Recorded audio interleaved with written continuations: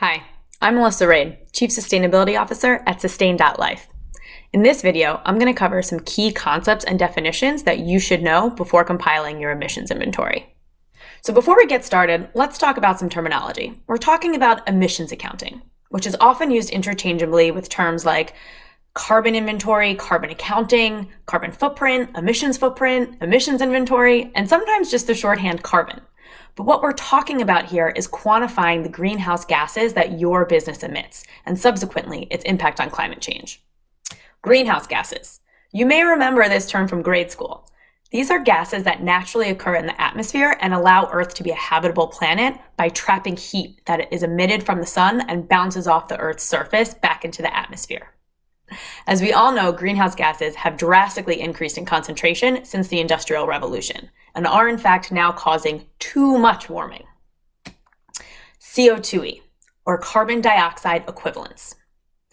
The emissions accounting process entails taking all of the different greenhouse gases that exist, things that include methane and carbon dioxide, standard emissions from a car tailpipe, as well as some nastier things like fluorinated gases that are commonly used in refrigerants, and rolling them up into a common unit of measure, CO2e, so that we can compare all the different emitting activities on a single playing field. So this is why we call it carbon accounting. There is in fact some math involved here. And if we really get into the weeds on how we convert the different greenhouse gases into CO2e, it's based on global warming potential, which is the amount of energy that each of these gases absorbs and holds over a certain period of time. So let's look at methane, for example. Methane has a global warming potential of 28, which means it holds 28 times as much heat as carbon dioxide. So 1 metric ton of methane equals 28 metric tons of CO2e. So if methane has a higher global warming potential than carbon dioxide, why are we always talking about carbon dioxide and not any of these other greenhouse gases? The reason is because all of these gases, methane included, are much less stable. So even though methane is a more powerful insulator than CO2 and can hold more heat, it's also a lot less stable, so it sticks around in the atmosphere for a much shorter period of time. So overall, CO2 remains the most critical greenhouse gas.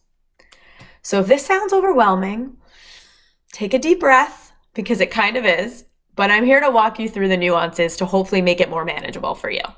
So you may have heard of companies making bold climate pledges, things like carbon neutral, net zero, or zero emissions. These all have slightly different meanings, which I'm not going to go into here, but we do have a blog post that walks through the nuance.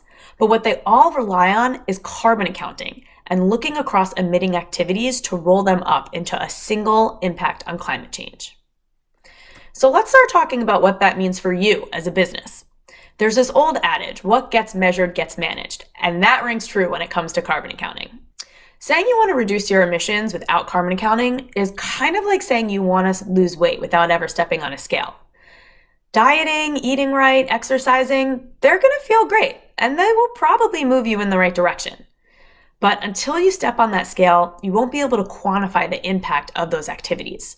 And when you think about setting a goal weight, or in this case, your emissions reduction target, you'll never be able to identify that number unless you know where you're starting from. And if you want to take a lot of the guesswork out of calculating these emissions, identifying what's a relevant source for your business, I have great news. The Sustain.Life free emissions management platform helps put into practice everything we've learned in this video. So I invite you all to come check it out on Sustain.Life, and thanks for tuning in.